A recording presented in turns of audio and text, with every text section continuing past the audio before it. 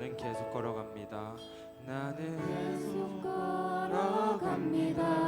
수없이 넘어져도 사람들의 방향과는 조금 다르다 해도 내가 가는 길이 주가 가르쳐준 길이니 이곳은 바로 이곳은 바로 주님의 세계라. 우리 정말 세상의 어떤 것을 바라보는 것이 아니라 주님의 세계를 바라보며 나아가는 고등부가 되길 원합니다. 저희 이 시간 다 같이 일어나서 찬양하실까요?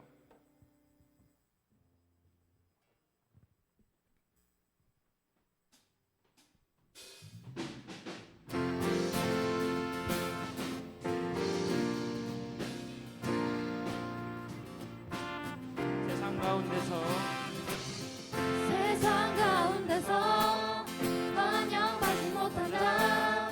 주님의 손길로 앉으시네.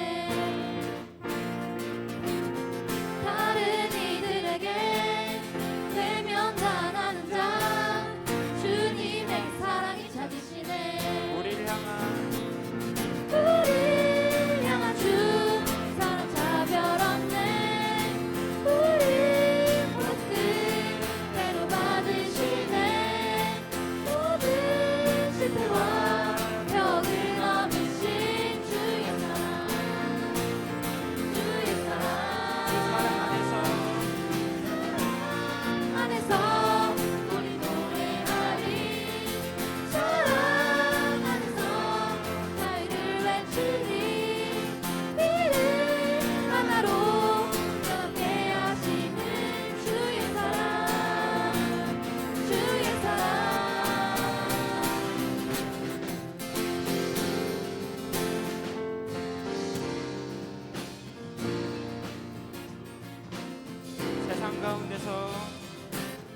세상 가운데서 반영받지 못한다. 주님의 손길로 안으시네. 다른 이들에게 외면당하는 자 주님의 그 사랑이 찾으시네. 우리를 향한 주 사랑 차별 없네. 우리 모습 그대로 받으시네. 모든 실패와 벽을 넘으신 주의 사랑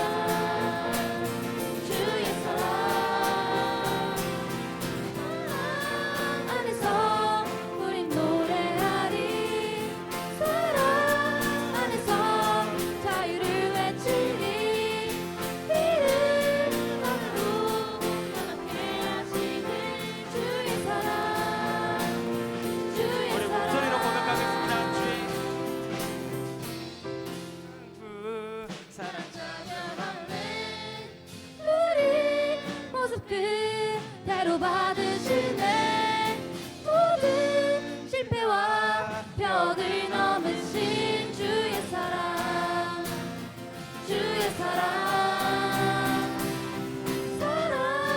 안에서 우린 노래하리. 사랑 안에서 자유를 외치리. 이름 하나로 연합케 하시는 주의 사랑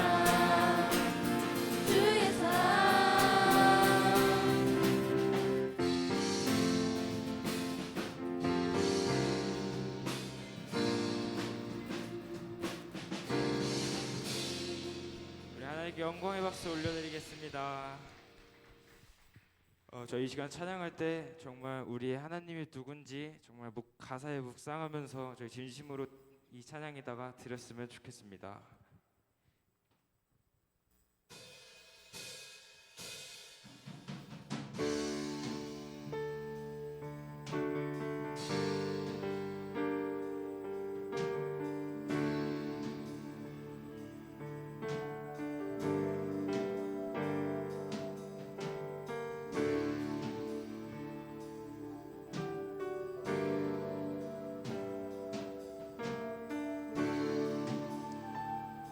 예수 하나님의 공의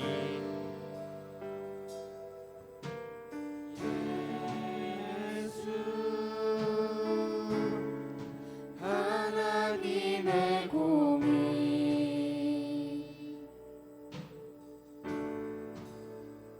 주독생자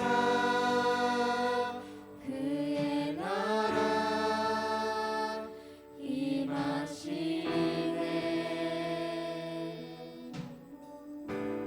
예수 제물이 되신 주 예수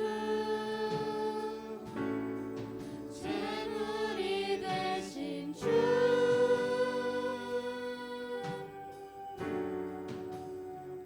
영광 중에 그의 나라 임하시네 주의 나라 주의 나라 영원하며 그의 영광 무궁하리 왕의 위엄과 능력이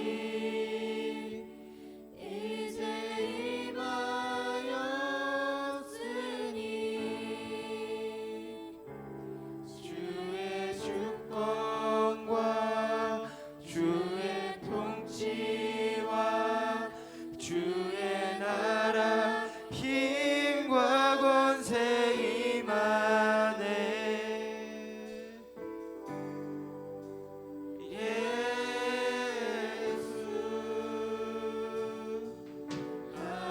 하나님의 공의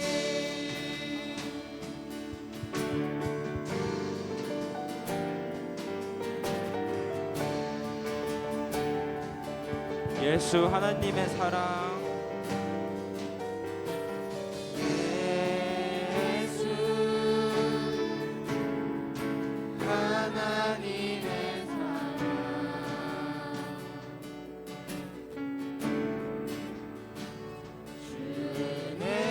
은혜와 말씀으로 나타났네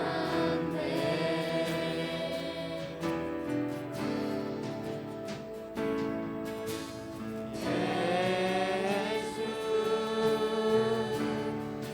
거룩한 하나님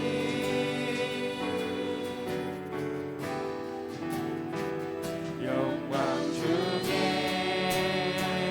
그의 나라 임하시네 주의 나라 영원하며 주의 나라 영원하며 그의 영광 무궁하리 왕의 위엄과 능력이 이제 임하였으니 주의 주권과 주의 통치와 주의 나라 힘과 권세 임하네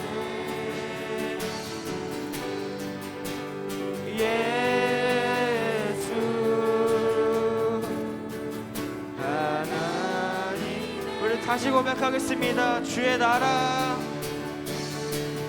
주의 나라 영원하며 그의 영광 무궁하리 왕의 위엄과 능력이 이제 임하였으니 주의 주권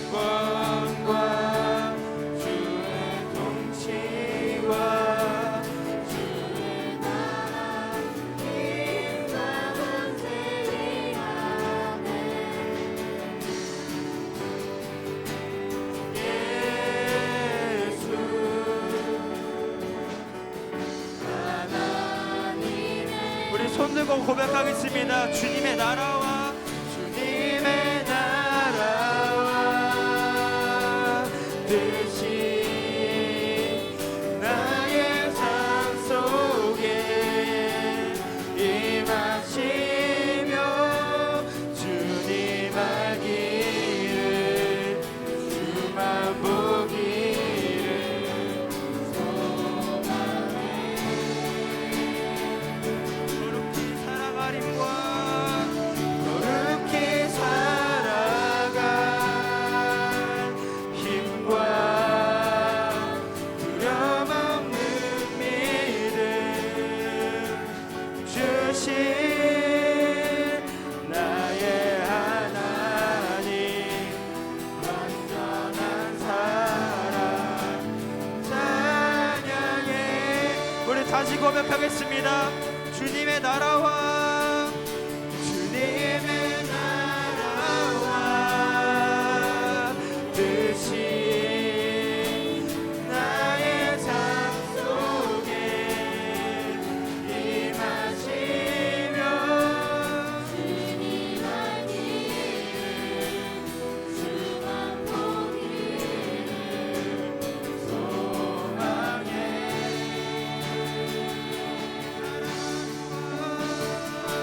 그렇게 살아갈 힘과 두려움 없는 믿음 주신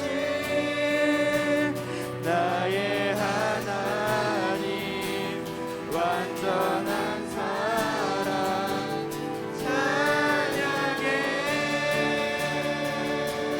찬양하리 찬양하리 만군의 주 영원히 함께 하시네. 존귀하신 사랑의 왕 영원히 통치하신 찬양하리 찬양하리 만군의 주 영원히 함께 하시네. 존귀하신 사랑의 왕 영원히 통치하시네. 우리 이 시간 기도할 때 우리가 영원히 함께 하시는 주님을 기억하며 기도하겠습니다. 우리가 실현할 때 받은 은혜를 그대로 기억하면서 학기 중에도 정말 하나님의 은혜로 함께 해달라고 이 시간 잠깐 기도하면서 나아가겠습니다. 우리 인생 가운데 주님의 은혜 아니면 할 수 없는 것도 없었고 우리 인생 가운데 주님의 은혜로 살아가고 싶습니다. 하나님 아버지 이번에 시작한 이 학기 가운데 주님과 동행하며 살아갈 수 있도록 도와주시옵소서. 주님 우리 마음 가운데 함께 하셔서 우리의 삶 가운데 주님과 동행하며 우리 인생의 목적이 주님이 되는 우리 이 시간 낼 수 있도록 도와주시옵소서. 왜 찬양이 단순히 노래가 아니라 우리의 고백을 낼 수 있도록 도와주시옵소서.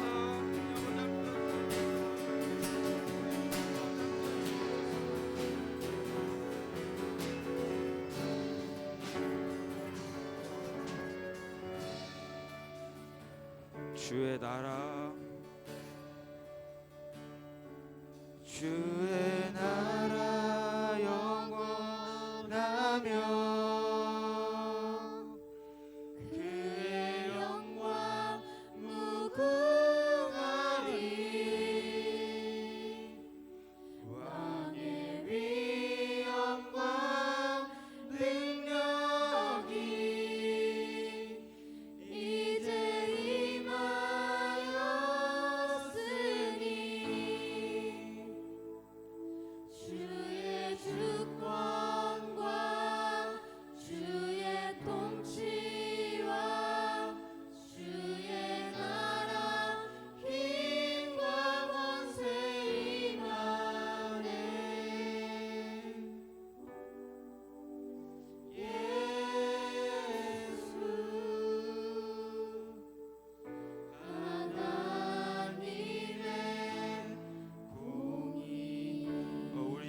시간 찬양할 때 만났던 주님을 기억하면서 예배를 위해 기도하며 나아가겠습니다. 오늘 하나님께서 우리에게 주신 말씀은 디모데후서 2장 1절에서 7절 말씀입니다. 디모데후서 2장 1절에서 7절 말씀입니다. 저 한 절 여러분 한 절 봉독하도록 하겠습니다. 내 아들아, 그러므로 너는 그리스도 예수 안에 있는 은혜 가운데서 강하고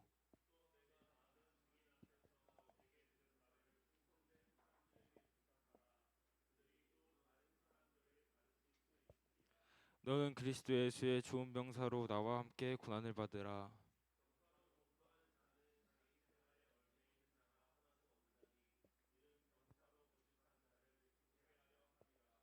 경계하는 자가 법대로 경계하지 아니하면 승리자의 관을 얻지 못할 것이며. 같이 읽겠습니다. 내가 말하는 것을 생각해 보라. 주께서 범사에 내게 총명을 주시리라. 아멘.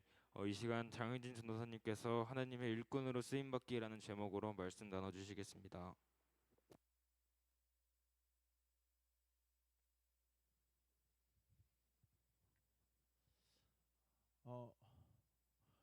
우리 함께 인사하겠습니다.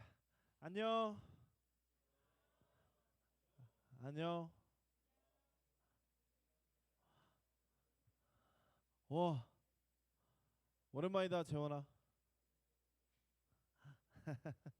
오랜만에 봐서 좋다. 오늘은 디모데후서 2장 1절에서 7절 말씀을 가지고 하나님의 일꾼으로 쓰임 받기라는 제목으로 함께 말씀을 나누고자 합니다. 오늘은 예배 이후에 우리가 해야 될 게 너무 많아서 전사님이 굉장히 많이 설교를 줄였으니까 집중해서 전사님 4장이야 4장 지금 한 6분밖에 안 걸릴 거야. 우리 집중해서 함께 말씀 나누고 우리 또 이후에 귀한 시간들 가졌으면 좋겠습니다. 감옥이라고 하는 것은 죄의 대가를 치르는 곳이며 세상과 단절된 어두운 곳이라고 우리가 생각하게 되는 것 같습니다. 그리고 이 감옥에 대해서 말했던 그런 이미지가 있어서인지 우리가 감옥에 갇히게 된 사람들에 대한 인식 또한 사실 좋지 못한 것 같습니다. 감옥에 갇힌 사람을 좋게 보기 어려워서인지 당시 신약시대 때 소아시아 지역 교회 성도들은 바울을 통해서 예수님의 말씀을 듣고 또 예수님을 만나게 되었지만 디모데후서 1장 15절에 보게 되면 결국 그들에게 복음을 전한 바울을 버리게 되는 모습들을 보게 됩니다. 우리가 수련회 때도 함께 나누었었지만 고린도 지역의 많은 성도가 이 바울의 사도권에 대해서 부정했었기에 바울은 심각한 상황을 인지하게 되었고 또 그와 더불어서 그 안에서 오게 되는 고난과 환난이 있었음을 나누었었는데 이처럼 소아시아 지역의 많은 성도가 이 바울의 사도적 권위에 부정하며 그리스도의 복음은 거의 멸절되기 직전이었다라고 해도 과언이 아니었습니다. 그런데 그런 부정하는 사람들 속에서도 그들과는 다르게 에베소 교회에 오네시보로라는 사람은 예외였습니다. 유일하게 바울이 사슬에 매인 것을 부끄러워하지 않고 그를 환대하는 모습을 보였고 또한 에베소에서 바울을 섬기는 것을 보게 됩니다. 디모데후서 1장 16절 말씀입니다. 원하건대 주께서 오네시보로의 집에 긍휼을 베푸시옵소서. 그가 나를 자주 격려해 주고 내가 사슬에 매인 것을 부끄러워하지 아니하고. 어떤 다른 사람들과는 달리 오네시보로가 이렇게 행동할 수 있었던 이유는 오네시보로는 믿음의 눈으로 바울의 상황을 보았기 때문입니다. 세상의 눈으로 바울의 상황을 바라보게 되면 그는 이제 끝났다라고 생각이 되며 이미 바울은 다 상실해버린 것처럼 보이게 되지만 믿음의 눈으로 보면 같은 상황도 더 하나님의 분명한 뜻으로 이해할 수 있게 됩니다. 오늘 말씀 제목은 처음에도 이야기했듯이 하나님의 일꾼으로 쓰임받기입니다. 하나님의 일꾼으로 쓰임받는 사람은 어떤 사람인지 우리가 한번 생각해 본 적이 있을까요?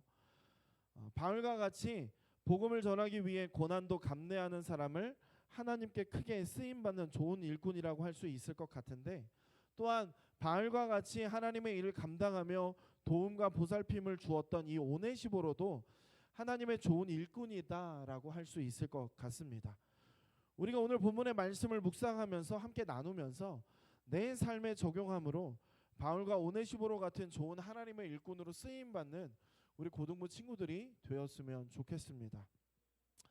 우리는 오늘 하나님의 일꾼으로 쓰임 받는 사람이 되기 위해서 이 바울이 디모데에게 하고 있는 권면을 함께 바라봐야 하는데, 오늘 본문 말씀 1절에서 바울은 디모데에게 그리스도 예수 안에 있는 은혜로 강하고 담대할 것을 권면하고 있습니다. 그리고 디모데가 해야 하는 사역이 무엇인지를 말해주고 있는데, 그것은 바로 충성된 사람을 세워서 복음을 전하는 일이었습니다. 1절과 2절을 우리 다시 한 번 더 함께 읽어보도록 하겠습니다. 함께 읽겠습니다. 내 아들아, 그러므로 너는 그리스도 예수 안에 있는 은혜 가운데서 강하고 또 네가 많은 증인 앞에서 내게 들은 바를 충성된 사람들에게 부탁하라. 그들이 또 다른 사람들을 가르칠 수 있으리라. 아멘. 바울이 이 복음의 전달을 네 가지 단계로 보고 있는데, 첫 번째는 복음은 그리스도가 바울에게 맡기신 것이다라는 것이고, 두 번째는 그리스도가 바울에게 맡기신 것은 바울은 다시 디모데에게 맡겼다는 것이고, 세 번째는 디모데가 바울에게서 들은 것을 이제 충성된 사람들에게 부탁해야 한다는 것이고, 마지막으로 충성된 사람은 다른 사람을 가르치게 되어야 된다라는 것입니다.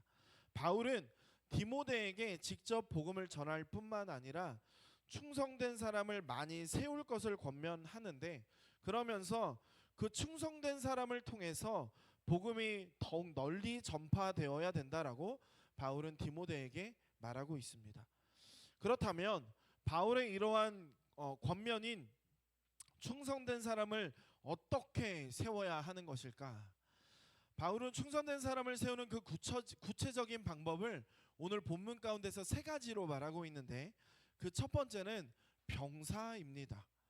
바울은 감옥에 갇혀서 로마의 병사를 관찰하고 병사와 그리스도인의 유사성을 생각해 볼 기회가 참 많았을 것이라고 생각합니다.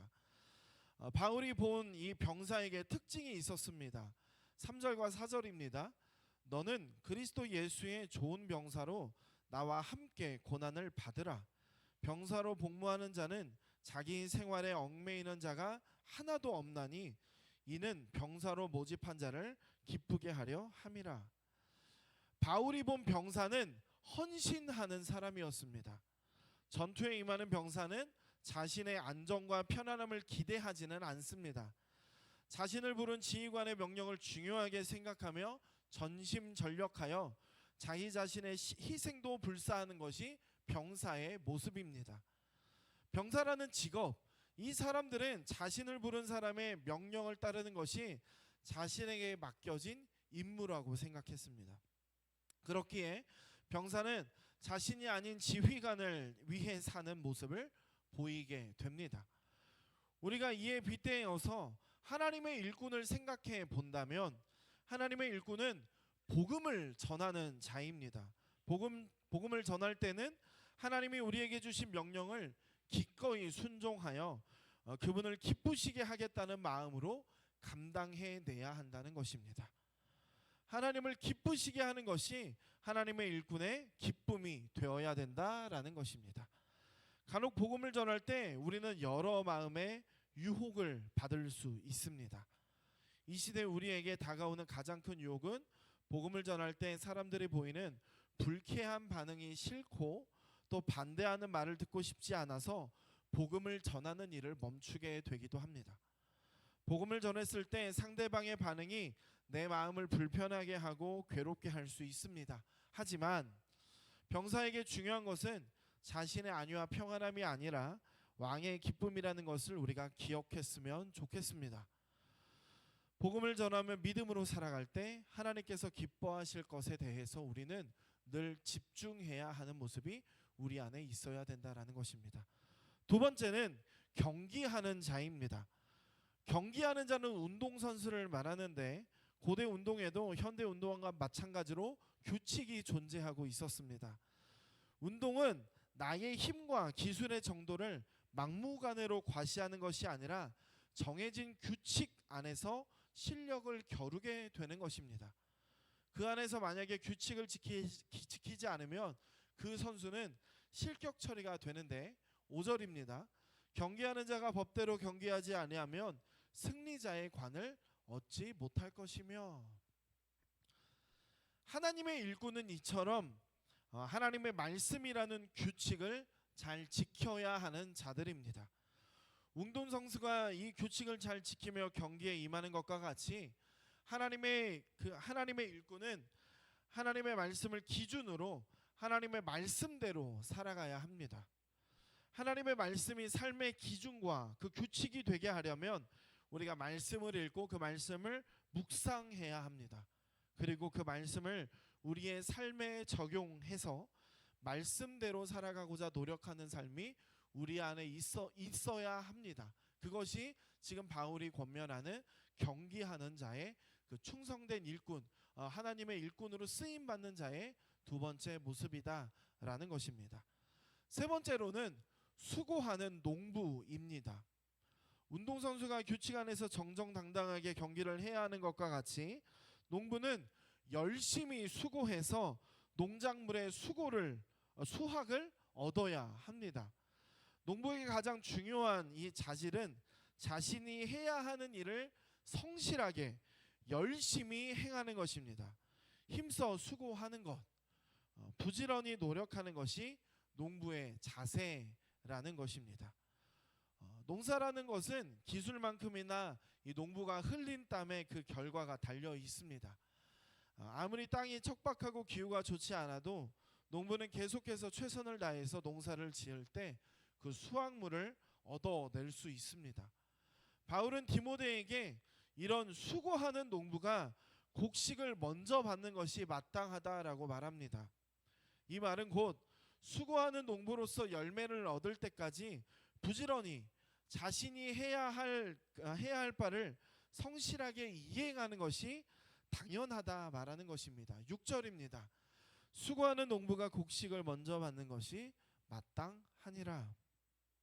그렇다면 바울이 지금 말하고 있는 농부로서 열매를 얻을 때까지 부지런히 노력하라는 것에서 이 충성된 사람들은 어떠한 열매를 얻도록 노력해야 하는 것인가? 먼저는 거룩함입니다. 거룩함은 우리의 힘으로 얻을 수 있는 것이 아니라 이전에 나누었듯이 성령의 열매입니다. 하나님의 일꾼은 성령을 따라 행하고 성령으로 거두어야 합니다. 그리고 하나님은 사람을 통해서 일하십니다. 그렇기에 하나님의 일꾼이 복음을 지키고 전하며 살아갈 때 거룩함이라는 열매를 또한 얻게 될 것입니다. 그리고 충성된 일꾼이 얻게 되는 또 하나의 열매는 회심자입니다. 예수님은 추수할 것, 즉 복음을 듣고 예수님께로 돌아올 사람이 많다고 하셨습니다. 사도 바울은 디모데에게 충성된 사람을 키워서 그들이 다른 이들을 가르치게 하라고 말했습니다. 여기에서 회심자가 바로 예수님을 믿고 충성된 그 사람들을 이야기하는 것입니다. 복음을 전할 때, 그리고 복음의 씨앗이 열매 맺기를 기대할 때 우리는 게을러서는 안 됩니다. 농부와 같이 부지런히 계속해서 최선을 다해야 예수님을 구주로 영접하게 되는 그 새 생명의 열매를 거두게 될 것입니다. 이제 오늘의 내용을 정리하면서 말씀을 마치고자 합니다. 바울은 디모데에게 충성된 사람들, 즉 하나님의 일꾼을 세우라고 부탁합니다. 하나님의 일꾼이 감당해야 하는 의무는 복음을 지키며 살아가고 또한 그 복음을 전하는 것입니다. 또한 이 모든 과정 가운데 받게 되는 고난을 우리는 기쁨으로 여겨야 한다라는 것입니다. 바울은 세 가지 비유로 설명했습니다. 첫 번째로 하나님의 일꾼은 병사와 같이 하나님의 명령만을 따르며 하나님이 기뻐하시는 것을 위해 최선을 다해야 한다. 두 번째, 경계하는 자로서 말씀을 법으로 어기며 그 안에서 말씀을 기준으로 삼아 살아가야 한다. 세 번째, 수고하는 농부와 같이 열매를 맺을 때까지 최선을 다해야 한다. 우리가 살아가는 세상 속에서 우리 그리스도인들은 말씀대로 살아가기 위해 노력하고 복음을 전하기 위해 힘써야 합니다. 그 과정에서 수련회 때 나누었던 것처럼 바울과 같이 오해받기도 하고 무시당할 수도 있습니다. 이런 상황 속에서 그리스도인이라는 것을 드러내며 그리스도의 향기를 널리 퍼뜨리는 사람이 있을 것이고, 자신의 유익과 안위를 위해서 그리스도인이라는 사실을 숨기며 살아가는 이들도 있을 것입니다. 하지만 우리는 하나님께 속한 일꾼, 예수님의 좋은 병사로 주님의 명령만을 따르는 자들이 되기를 소망합니다. 주님을 기쁘시게 하는 것이 우리의 기쁨이 되기를 소망합니다. 하나님의 말씀을 기준으로 살며 성령의 열매, 또 회심자의 열매를 거둘 때까지 최선의 노력을 다하는 우리 고등부가 되기를 소망합니다. 우리가 이 세상 속에서 하나님의 일꾼으로 살아갈 때 때로는 복음을 지키고 전하기 위해 애썼던 바울과 같이, 때로는 그 옆에서 바울의 사역을 도우며 동역했던 오네시보로와 같이 여러 모양으로 하나님께 쓰임받을 수 있는 우리 고등부가 되기를 또한 소망합니다. 그리고 기꺼이 기쁨으로 그 쓰임을 감당할 수 있도록 매일 말씀과 기도로 무장하는 우리 고등부 친구들이 되기를 소망합니다. 우리 함께